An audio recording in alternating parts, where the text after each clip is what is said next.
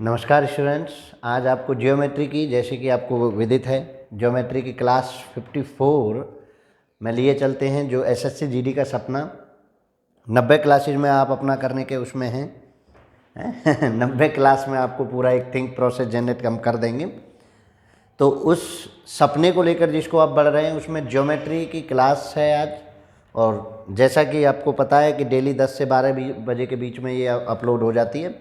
तो चलिए आज हम ज्योमेट्री में क्लास स्टार्ट करते हैं, क्लास नंबर 54। चलिए, ज्योमेट्री कैसे पूछी जा रही है, कैसा एसएससी जीडी में क्वेश्चन आता है, वो आपके सामने मौजूद है। तो चलिए क्लास स्टार्ट करते हैं, देर नहीं करते हैं। चलो कलर पिक कर लेते हैं। देखो क्वेश्चन पढ़िए।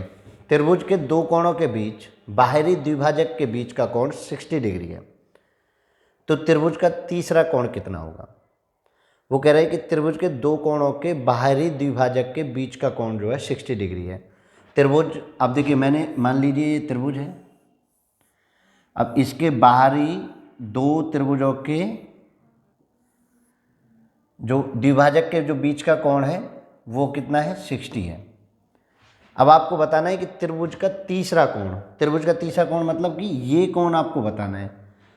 त्रिभुज का ये कोण बताना है। कुछ ऐसे ड्राइंग बना लेते हैं, अगर आप पेपर में ऐसे भी ड्राइंग बनाएंगे तो वो भी मान्य होगी। ऐसे पढ़िए ना ड्राइंग, ये भी तो लेकिन बाहरी द्विभाजक का कहा है तो ऐसे करके, लेकिन आंसर आप इससे भी कई बार मैच कर लेते हैं। तो थिंक प्रोसेस हमें जनरेट करनी है।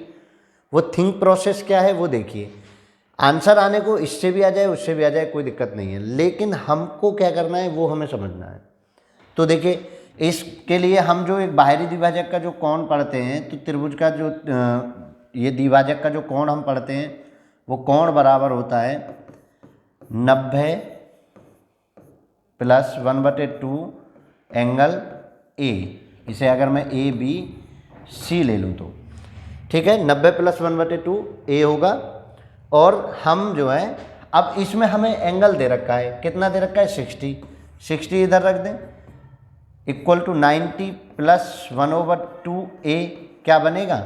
देखिए, अब यहाँ यही अंतर समझने वाली बात है कि हम जब इसको लेते हैं तो प्लस लेते हैं, बाहरी है तो हम इसमें क्या लेंगे? माइनस लेंगे। क्या लेंगे? माइनस। तो ये दोनों मेजर जो डिफरेंस है, जो हम थिंक प्रोसेस जनरेट कर रहे हैं आपको, जब हम इस तरीके से ऊपर का लेते हैं तो उसमें हम करते हैं प्लस, और जब हम नीचे ले रहे हैं तो हम करते हैं माइनस। 1/2 को इधर ले लो, 1/2 एंगल ए इक्वल टू 90, 60 को उधर ले जाइए, तो 1/2 एंगल ए इक्वल टू 30, 2 को मल्टीप्लाई में ले जाइए, तो 30 × 2 कितना हो गया? 60 डिग्री। आपका आंसर कौन सा हो गया? बी। तो आप ये चीज़ क्लियर में समझ लें। मैं दोबारा से आपको बता देता हूँ कि अगर बाहरी द्विभाजक है, बाहरी द्विभाजक को मैं मान लेता हूँ, आई मान लेता हूँ, सपोज दैट, ठीक है ना। बाहरी द्विभाजक को मैं आई मान लेता हूँ, एंगल आई मान ले, ओ मानिए आउटर, ठीक है ना। ओ इसको मान लेता हूँ, आई अंदर वाले को मानेंगे, इनर को आई। तो अगर एंगल ओ ले रहा हूँ मैं, तो 90 माइनस के 1/2 एंगल ए यूज करूँगा, ठीक है ना। अगर मैं एंगल आई निकाल रहा हूँ तो 90 + 1/2 एंगल ए यूज करूँगा। ये दोनों चीज़ों को आप स्पेशली समझ लीजिए। अगर एक्सटर्नल दे रखा है, बाह्य द्विभाजक दे रखा है, तो मैं यूज करूँगा 90 - 1/2 एंगल ए। अगर इंटरनली दे रखा है, इनर दे रखा है, अंतःकेंद्र दे रखा है, तो हम उस पे बने एंगल को 90 + 1/2 एंगल ए निकालेंगे, ठीक है। कोई दिक्कत किसी को किसी प्रकार की हो रही हो तो बताइए ज़रा। कोई दिक्कत नहीं, अब आप कर लेंगे आराम से। चलिए आगे बढ़िए, बिल्कुल एकदम स्पष्ट तरीके से समझिए। 3 सेंटीमीटर वाले 3 सेंटीमीटर भुजा वाले दो वर्गों को एक साथ जोड़कर एक आकृति बनाई जाती है, और उस आकृति का क्षेत्रफल क्या होगा? अब बहुत लोग तो भाई बहुत तरीके से करते हैं, लेकिन तुम भी अपने तरीके से रखो। तो 3 सेंटीमीटर वाला ये, 3 वाला ये, 3 देखिए, लेंथ जो है बढ़ती है, बस लेंथ कितनी हो जाएगी? 3 + 3 कितनी हो जाएगी? 6 सेंटीमीटर। और ब्रीथ कितना हो जाएगा? 3। तो गुना कर दें क्षेत्रफल कितना, क्षेत्रफल तो आयत बन गया ना। अब 2 वर्ग जुड़कर हमेशा आयत देते हैं, 2 वर्ग जुड़कर हमेशा क्या देते हैं, आयत देते हैं। तो क्षेत्रफल क्या हो जाएगा, LB। 6 गुना 3 तो 6 तिया 18 सेंटीमीटर स्क्वायर हो गया। ये देखिए, और एक तरीका यही है कि 2 वर्ग का निकाल लो ना भाई, 2 वर्गों को प्लस किया है 2 वर्गों का क्षेत्रफल प्लस करने पर वही क्षेत्रफल रहेगा। तो 1 वर्ग का 3 का स्क्वायर, 1 वर्ग का 3 का स्क्वायर, 3 तिया 9 प्लस के 9, 9 दूनी 18 हो गया 18। तो वर्गों को जोड़ने में कोई दिक्कत नहीं है, लेकिन घन को घनाभ बनाते में दिक्कत हो जाती है ये वर्ग जोड़ने में। अब हम क्या करते हैं कि हम ऐसे भी कर लें वैसे भी कर लें, जैसा मन हो। इस तरह से समझ में आ रहा हो तो ये मेथड यूज कर लें, और ये समझ में नहीं आ रहा हो तो आप ये मेथड यूज कर लें, लेकिन मेथड यूज कर लें। कोई दिक्कत है क्या? बिल्कुल बिना हेजिटेट हुए आप क्वेश्चन को कर पाएंगे। बस आपको ये समझना है कि जब वर्गों को जोड़ा गया तो वो आयत बन रहा है, जब वर्गों को जोड़ा गया तो वो क्या बन रहा है, आयत बन रहा है। चलिए अगला क्वेश्चन बढ़िए। अगला क्वेश्चन क्या कह रहा है, निम्नलिखित आकृति में सममित रेखाओं की संख्या कितनी है। निम्नलिखित आकृति में सममित रेखाओं की संख्या कितनी है। सिमेट्रिक लाइन, क्या, सिमेट्रिक लाइन। बेटा आपको सिमेट्रिक लाइन बतानी है, सममित रेखाओं के बारे में समझ लीजिए कि सममित रेखा कहते किसको हैं। सममित रेखा कहते हैं, समझिए, मान के चलिए कोई शेप है बी है, मैं मान के चलिए बी को मैं कैसे कट करूं कि दोनों हाफ जो रहे सेम दिखें, ठीक है ना। जब मैं किसी इसको, अब अगर देखिए मैं अगर ऐसे कट कर दूं तो ये पीछे वाला भाग अलग दिख रहा है, ये अलग दिख रहा है, नहीं कटी। तो ऐसा मुझे कट करना है तो मैं यहाँ से कट करूँगा तो ऊपर का और नीचे का सेम सा पार्ट दिख रहा है, तो ये जो है मेरी सिमेट्रिक लाइन होगी। समझे या नहीं समझे? यानी ऐसी लाइन जिसके द्वारा कट करने पर वो शेप 2 समान भागों में बट जाए। और समान कैसे, दिखने में समान, क्षेत्रफल में समान हो सकते हैं, आयतन में समाप्त हो सकते हैं, वो अलग बात है, लेकिन वो दिखने में समान हो। अब देखिए मैं अगर इस ए को ऐसे कट कर दूं तो क्या ऊपर का पार्ट और नीचे का पार्ट दिखने में समान है? नहीं बनेगी ऐसी आकृति।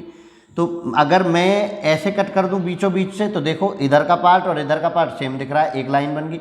इस एक लाइन के अतिरिक्त मुझे लाइन बताइए कि कोई बनेगी क्या? नहीं बनेगी, कभी नहीं बनेगी। कोई भी शेप हो, जिस शेप को जितनी लाइन कट करके समानता में बांटेंगी वो सिमेट्रिक लाइंस कहलाएंगी। तो इस कंडीशन में एक ही ऐसी लाइन है जो इसको सिमेट्रिक बना रही है। जैसे मैं मान के चलिए एन ले लूँ, एन को देखो यहाँ से ऐसे ऐसे कट कर दूँ तो भी ठीक है, यहाँ से ऐसे ऐसे कट कर दूँ तो भी ठीक है, बन रहा है ना। ऐसे कट किया तो ऐसे ऐसे पार्ट है, और वो देखो यहाँ तक आया और ऐसे, तो इसमें कितनी हो जाएंगी, एन के लिए 2 हो जाएंगी। एन के लिए कितनी हो गई, 2 लाइन सिमेट्रिक हो गई, जो दो हॉरिजॉन्टल एंड वर्टिकल।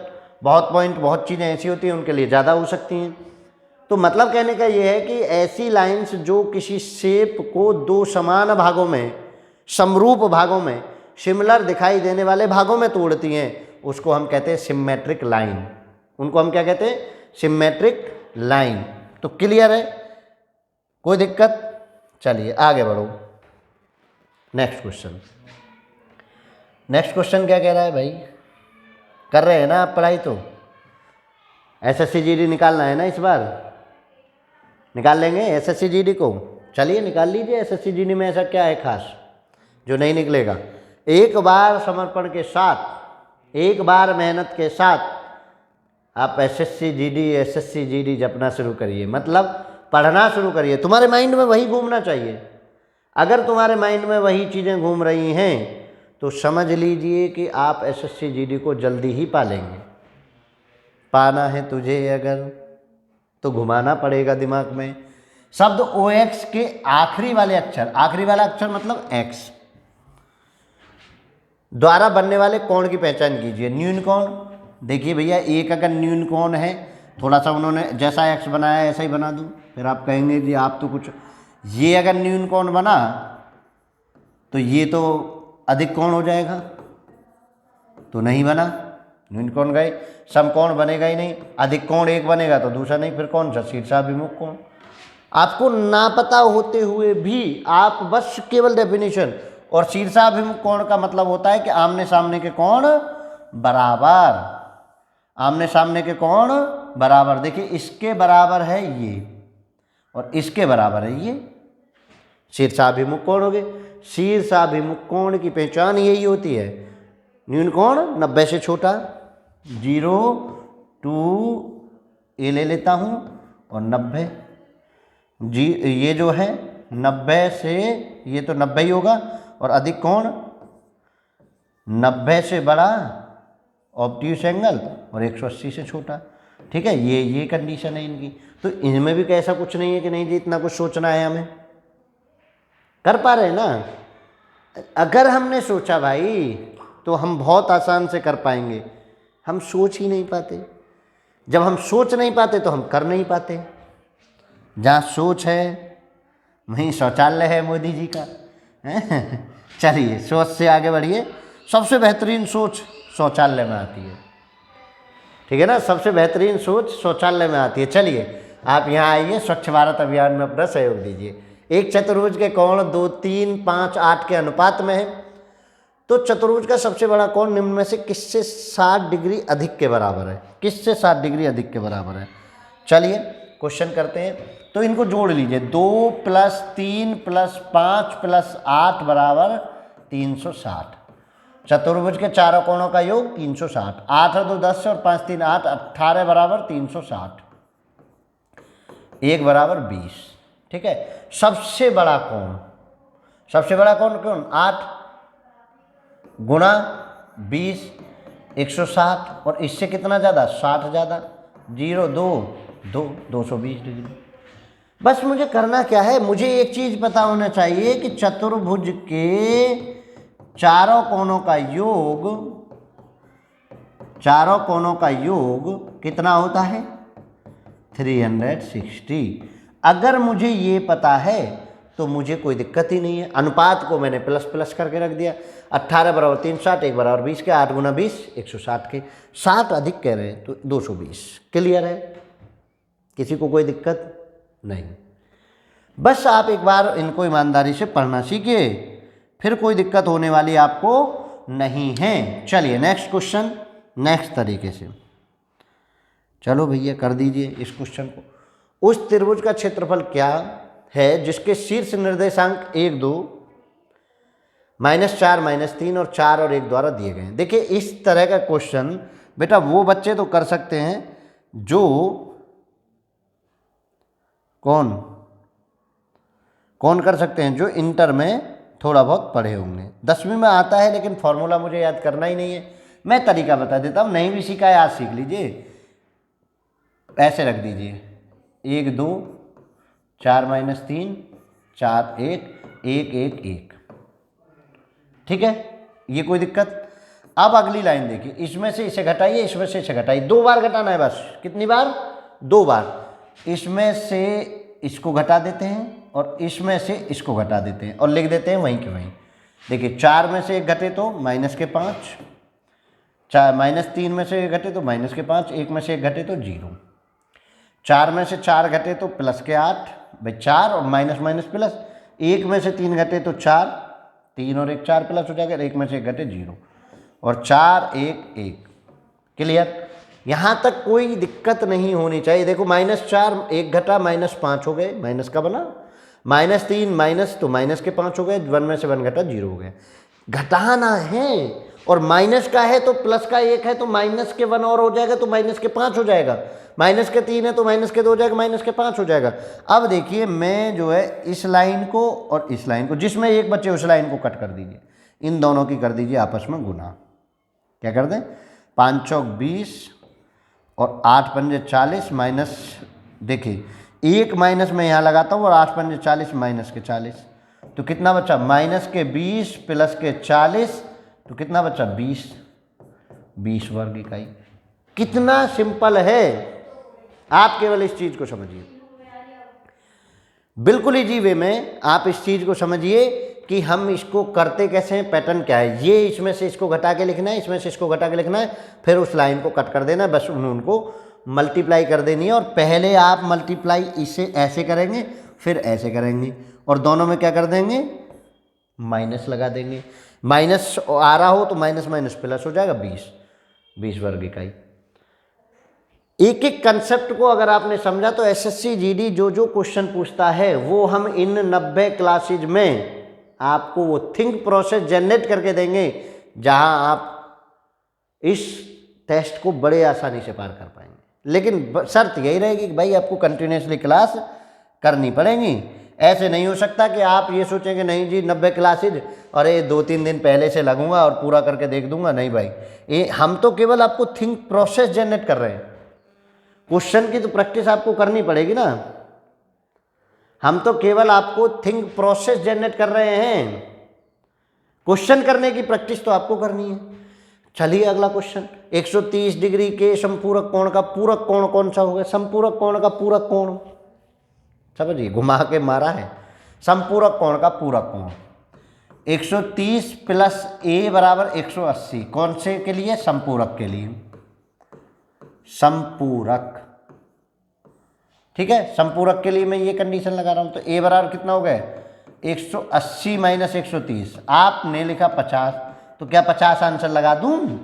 नहीं, समपूरक कोण का भी पूरक कोण पूछा है, और पूरक कोण होता है भैया, इसको उठाओ, इसके साथ पूरक कोण बी लीजिए और 90 के डिग्री, और बी बराबर कितना हो जाएगा? 90 माइनस के 50, और बी बराबर कितना हो गया? 40। तो इसका जो आंसर होगा ना 40, और मोस्टली स्टूडेंट ये लगा के भागते हैं और फिर कहते हैं कि सर हमने तो कुछ खूब पढ़ा, समपूरक कोण था और हमने लगाया 50, देखते ही कुछ नहीं था। अरे भाई, समपूरक कोण का भी पूरक कोण पूछा है, समपूरक कोण का भी पूरक कोण पूछा है, तो इसलिए पेशेंस जरूर रखें। एक सेकंड रुककर क्वेश्चन को पढ़ लें। और मैथ में, मैथ की हृदय, मैथ की आत्मा ये कहती है कि भैया क्वेश्चन को कम से कम 2 बार आपको पढ़ना होगा, क्वेश्चन को 2 बार आपको पढ़ना होगा। कंसेप्शनली आपको मजबूत हम कर देंगे, अर्थमेटिक हो, ज्योमेट्री हो, मेंसुरेशन हो, ट्राइग्नोमेट्री हो, कुछ भी हो, आप लैंग्वेज को जितना जल्दी समझकर उसका प्री इमेज माइंड में बना रहे होंगे वो उतना ही आसानी से हो पा रहा होगा। चलिए नेक्स्ट क्वेश्चन की तरफ बढ़ते हैं। नेक्स्ट क्वेश्चन है ये, समरूप त्रिभुज पी क्यू आर और त्रिभुज डी ई एफ की भुजाएं 5:6 के अनुपात में हैं। यदि त्रिभुज पी क्यू आर का क्षेत्रफल 75 सेंटीमीटर के बराबर है तो त्रिभुज डी ई एफ का क्षेत्रफल क्या होगा? आ जाइए आगे। तो चलिए अब बताइए, देखिए मैंने ऐसे कितनी बार आपको क्वेश्चन डिस्कस किया है, कितनी बार क्वेश्चन डिस्कस किया है? काफ़ी बार डिस्कस किया होगा कि अगर इस तरह का क्वेश्चन आ जाए तो आप क्षेत्रफल वाली फिर में उठा लीजिए, मात्र 10th क्लास की, कौन सी? ट्रायंगल पी क्यू आर का क्षेत्रफल, याद है ना, divided by triangle D E F का क्षेत्रफल। अब इसके सामने इसकी भुजा ले लो और इसके सामने इसकी भुजा ले लो। डी ई एफ की भुजा 5 और इसकी भुजा 6, और इनका क्या करते हैं? स्क्वायर। भुजा से क्षेत्रफल बनाने में करते हैं हम स्क्वायर। पक्का कर दीजिए, रख दीजिए। पी क्यू आर का 75, त्रिभुज डी ई एफ का आपको चाहिए का क्षेत्रफल बराबर 5 पंजे 25, 6 छंग 36, और 25 से 3 बार क्रॉस मल्टीप्लाई करिए तो त्रिभुज डी ई एफ का क्षेत्रफल 3 गुना 36, और भैया 3 के गुना 36 में करेंगे तो कितना आएगा? 108 सेंटीमीटर स्क्वायर आंसर। बहुत सिंपल है, ज्योमेट्री और मेंसुरेशन इतनी ज़्यादा सिंपल है कि केवल आप फॉर्मूले पढ़ लीजिए, फॉर्मूलों को कर लीजिए, फॉर्मूलों को समझ लीजिए, आपको बहुत आसानी से ये चीज़ें हो रही हो। बताइए इसमें क्या है? और मैं ये कह रहा हूँ एक ही साइड नहीं, साइड का रेशो भी दे रखा है उसके भी स्क्वायर के बराबर। और वैसे भी अगर आपको कंसेप्ट ये भी नहीं याद ना आए तो हमने एक चीज़ और बताई थी, याद हो? आप याद करिए उस चीज़ को जो हमने बताई थी। हमने बताया था कि बेटा कहीं अगर ऐसा हो जाए, भुजा दे रखी हूँ, भुजा याद करिए, तो परिधि का तो सेम होता है रेशो, परिधि का तो सेम होता है, लेकिन क्षेत्रफल का होता है स्क्वायर, क्षेत्रफल का होता है स्क्वायर। तो इस कंडीशन को हम यूज करके इस कंडीशन को हम यूज करके इसको यूज कर लेते हैं। तो बताइए इसमें ऐसा क्या था कि जो हम नहीं कर पा रहे थे। हम बड़ा आसानी से करते हैं, लेकिन करते कब नहीं है, जब हम तैयारी नहीं करते हैं। और ज्योमेट्री और मेंसुरेशन का एक ही तरीका है कि अगर आपको फॉर्मूला पता है तो आप कर पाएंगे, वरना तुक्का तो इसमें चलेगा ही नहीं। नॉलेज से ही तुक्का लगा पाते हैं, बिना नॉलेज के तो तुक्का भी नहीं लगेगा। तो करना क्या है आपको, बड़ा सिंपल सा काम आपने किया था। चलिए नेक्स्ट क्वेश्चन को और बढ़ लेते हैं। चलिए नेक्स्ट क्वेश्चन क्या है, देखिए ये बता दीजिए। क्वेश्चन है आपका, दो वृत्त बाह्यतः एक दूसरे बिंदु को एक्स पर स्पर्श करते हैं। पी क्यू दोनों वृत्तों के लिए सामान्य उभयनिष्ठ स्पर्श रेखा है जो वृत्तों को बिंदु P और बिंदु Q पर स्पर्श करती है। यदि वृत्तों की त्रिज्या R और R है तो पी क्यू का स्क्वायर ज्ञात कीजिए। क्या करना है, पी क्यू का स्क्वायर आपको ज्ञात करना है। चलो करिए जरा, कैसे करेंगे। कुछ भी नहीं, दो वृत्त हैं, मैंने मान के चलिए एक बड़ा दे रखा है, क्योंकि बड़ी त्रिज्या है तो बड़ा ले लीजिए, छोटी है तो छोटा ले लीजिए, दोनों को स्पर्श करा दीजिए। अच्छा ये रह गया स्पर्श से बिना। देखिए ड्राइंग ऐसी ही है तो कोई बात नहीं, आप भी ऐसे ही बना लीजिए, एक छोटा एक बड़ा। इसकी हमने रेडियस क्या मान ली, R, और इसकी रेडियस हमने क्या मान ली, छोटी, स्मॉल r। और इसकी एक उभयनिष्ठ क्या है, जीवा, उभयनिष्ठ जीवा वो स्पर्श रेखा क्या दे रखी है, उभयनिष्ठ स्पर्श रेखा। अब समझिए जरा, आपको क्या बताना है कि पी क्यू स्क्वायर बताना है। पहले इनका नॉमिनेशन करिए कि वो कहाँ कहाँ है। पी क्यू दोनों वृत्तों के सामान्य उभयनिष्ठ बिंदु हैं, P यहाँ Q यहाँ, और R R आपने त्रिज्या कर ली और X पर स्पर्श करते हैं। इस बिंदु को हमने क्या मान लिया, X, इसकी जरूरत भी नहीं पड़ेगी X। चलिए अब करना क्या है वो समझने वाली बात है भाई। आपको उभयनिष्ठ यानी पी क्यू की डिस्टेंस चाहिए, उभयनिष्ठ जीवा की डिस्टेंस। तो उभयनिष्ठ जीवा की जो डिस्टेंस आप लाते हैं √d² माइनस R का स्क्वायर, ये आपको फॉर्मूला है। अब अगर आपको फॉर्मूला नहीं आता तो बताइए कैसे करेंगे, कर सकते हैं क्या, क्यों हिरम, कर सकते हैं। तो मतलब इतना सा समझना है कि आपको फॉर्मूलेशन आना चाहिए। तो लिखिए जरा फॉर्मूला लिखिए, इस सब को तामझाम को मिटा देते हैं। लिखिए उभयनिष्ठ स्पर्श रेखा की लंबाई इक्वल टू, उभयनिष्ठ स्पर्श रेखा की लंबाई equal to √d² minus R का स्क्वायर, d² माइनस R का स्क्वायर। रखिए d क्या लेते हैं, जब दोनों बाह्यतः स्पर्श कर रहे होते हैं वृत्त, तो उन दोनों के केंद्रों के बीच की दूरी ही क्या होती है, d होती है। तो R प्लस के R हो गई d स्क्वायर माइनस के R स्क्वायर। अब बताइए जरा क्या करना है इसका, कुछ नहीं, इन दोनों का फॉर्मूलेशन खोल दीजिए। R² plus R² plus 2RR minus R² और minus minus plus, 2R minus का होगा वो प्लस का हो गया, 2RR। R² से R², ये कैंसिल, तो बचा कितना, √4RR। ये क्या आई, पी क्यू। लेकिन तुमको पूछा क्या गया है, पी क्यू का स्क्वायर, तो पी क्यू का स्क्वायर क्या होगा, अंडर हट जाएगा, 4RR। ये आपका आंसर। मतलब आप एक चीज़ सिंपल वे में समझिए कि अगर आपने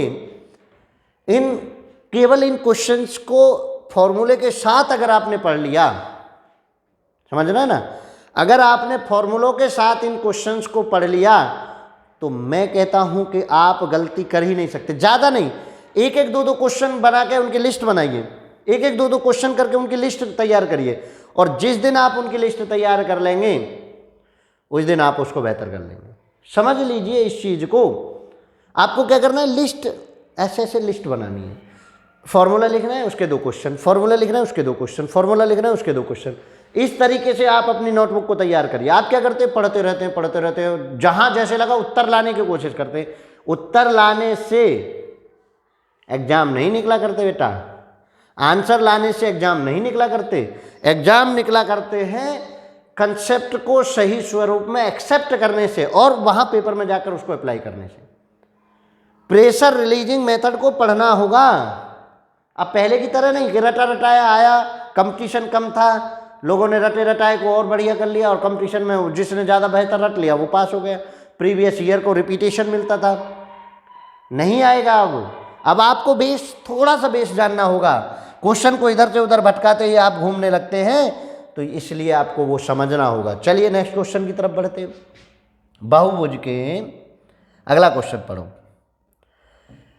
हम इन 90 क्लासों में आपको ये जनरेट कर देंगे कि आपको पढ़ना कैसे है, करना कैसे है।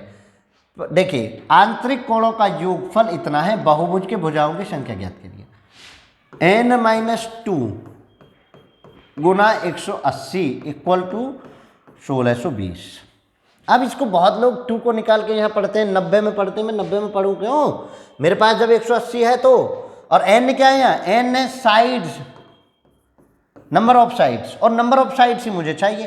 तो n माइनस के 2, 180 को दूसरी तरफ ले जाऊँ तो 1620 डिवाइडेड बाई 180, और 0 से 0, और 18 से कितनी बार? 9 बार।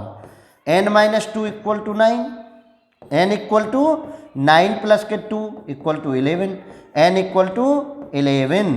आप समझिए, आपको मैं थिंक प्रोसेस दूंगा, केवल आपका काम है कि उसको जाकर अप्लाई कर दीजिए, पेपर में जाकर लगा दीजिए और कह दीजिए हाँ हम करते हैं। ये देखिए, आप जो जो क्वेश्चन में आज तक पेपर पूछे हैं उनके फॉर्मुलेशन कर रहे हैं। आप चाहें तो n-2 गुना 180 लगा दें, कहीं समकोण के रूप में आ जाए तो 2n माइनस 2 की गुना कर देंगे तो 4 गुना 90। बात तो यही है ना दोनों में, यानी कहीं समकोण आ जाए। कितने समकोण बनेंगे, n देकर कितने समकोण पूछ ले, तब हम इस 90 वाले को लगा देते हैं। 90 का मतलब समकोण, 90 का मतलब समकोण। कभी कभी पेपर में ये पूछ लेता है कितने समकोण बने, n इतनी है, तो बताइए उसमें कितने समकोण बन सकते हैं, मैक्सिमम नंबर ऑफ समकोण है, राइट एंगल। चलिए, तो आप बढ़िए आगे हो जाएगा, बिल्कुल आसान है। चलिए नेक्स्ट क्वेश्चन, इसको कर दीजिए। क्वेश्चनों को आप समझना सीखिए, क्वेश्चनों की प्री इमेज बनाना सीखिए।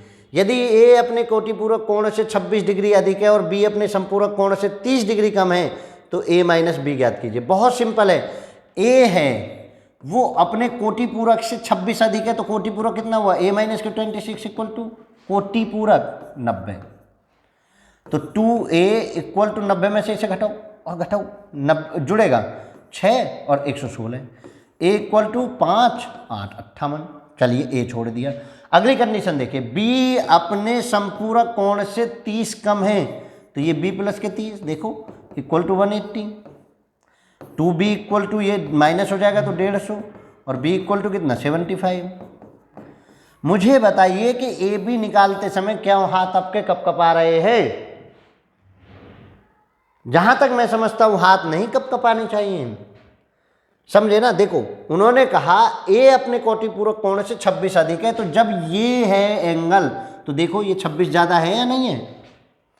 दूसरी कंडीशन में कहा संपूरक से 30 कम है, देखो इससे ये बी 30 कम है या नहीं है। आप प्लस माइनस को ऐसे सोचते ही नहीं है, आप सोचते हैं कि माइनस क्या करूं, प्लस क्या करूं। अरे भाई, माइनस प्लस छोड़ो, आपको करना क्या है वो समझो। आप ये देखिए, उसने कहा कम है तो मैं, अधिक है तो मैंने कम वाला लिख दिया, माइनस करके लिख दिया। देखो अधिक है, उसने कहा कम है तो मैंने प्लस करके लिख दिया, बड़ा कर दिया दूसरा। उससे मैं कम हूं तो मतलब उसमें प्लस कर दो या मुझ में माइनस कर लो, तो खुद में माइनस करने के बजाय उसमें प्लस कर लेता हूं। चलिए जरा, तो ये आपका आंसर आया। अब a माइनस बी उन्होंने कहा है, a माइनस बी। 58 माइनस 75, 75 बड़ा 58 छोटा, घटा दीजिए। 15 में से 8 घटे 7, 6 में से 1 घटे 1, माइनस के किसके बचेंगे? माइनस के 17। इतना आसान है पेपर करना कि आप सोच नहीं सकते। लेकिन आप, प्रॉब्लम क्या है वो आप भी जानते हैं, प्रॉब्लम क्या है वो मैं भी जानता हूं, वो समझ लीजिए। ठीक है ना, आ रही है ना समझ में। मैं एक एक क्वेश्चन करके आपकी थिंक प्रोसेस जनरेट कर दूंगा।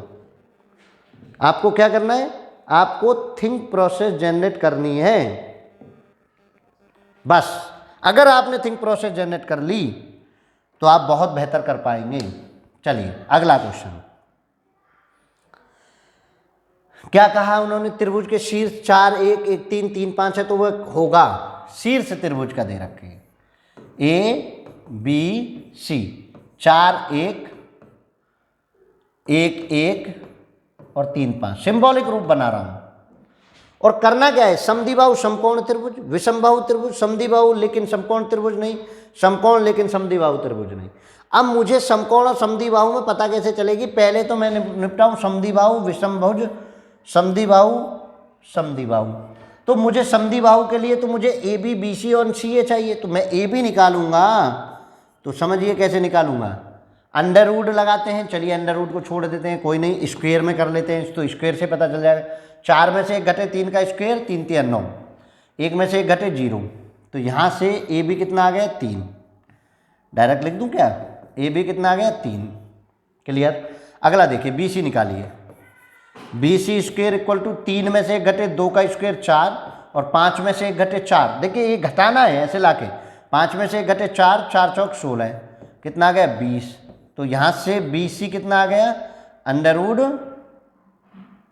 बी सी कितना आ गया, अंडर रूट 20, समझिए, ठीक है। अगला निकालिए, अगला क्या है ए सी, 3 में से 4 घटे 1, 1 का स्क्वायर 1, 5 में से 1 घटा तो 4, 4 चौक 16, अंडर रूट 17।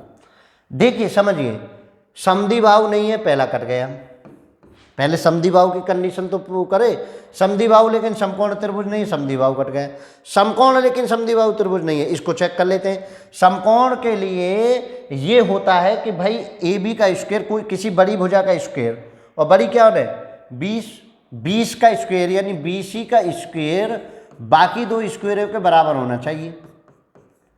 तो ये कितना हो गया 20 और ये कितना हो गया 17 प्लस के 9, ये तो नहीं है बराबर, ये तो नहीं है बराबर, 3 3 9 कर लेंगे ना, ये अंडर रूट 17 17 हो गया, ये तो बराबर नहीं है, तो मतलब समकोण त्रिभुज भी गए, तो बचा कौन, विषमभुज त्रिभुज। डायरेक्ट देखते ही मत लगा देना कि विषमबाहु त्रिभुज देख लिया अलग अलग हुआ, अलग अलग तो विषमबाहु होता ही है, समकोण त्रिभुज विषमबाहु होता ही है। समद्विबाहु के साथ समकोण हो जाए वो अलग बात है, लेकिन विषमबाहु मोस्टली बनता है। देखो 3 और 5 और क्या आएगी इसके साथ 4, ये त्रिक देखो विषमबाहु है, लेकिन 5 का स्क्वायर 25 और 3 3 9 और 4 चौक 16, तो 25 का 25 समकोण हो रहा है। और ये कह रहा है समकोण लेकिन समद्विबाहु त्रिभुज नहीं, तो इसको फुलफिल कर लेता अगर 3 5 4 होती तो।